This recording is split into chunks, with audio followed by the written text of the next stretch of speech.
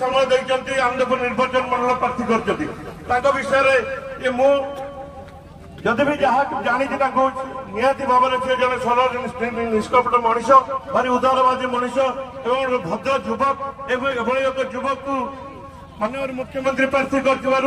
आनंदपुर निर्वाचन मंडलवासी तरफ कृतज्ञता ज्ञापन कर बर्तमान मुझे अनुरोध करी जी आम विजु जनता दल प्रार्थी होती भाई अभिमन्यु सेठी महोदय को सी दुपद अभिभाषण रखिए और माँ मान आशीर्वाद ने आज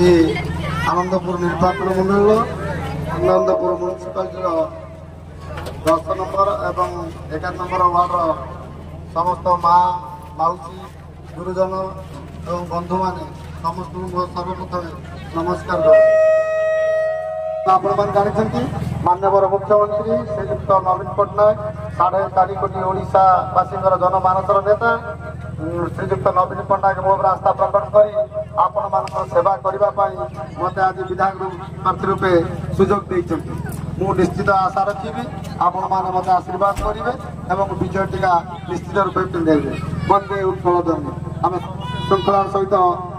पदयात्रा जीवा घर घर का जो माँ माउसी आसी पार भेटा समस्त आशीर्वाद रहा ये कही वक्तव्य शेष कर वंदे उत्कल धर्म समस्त माँ मान जोर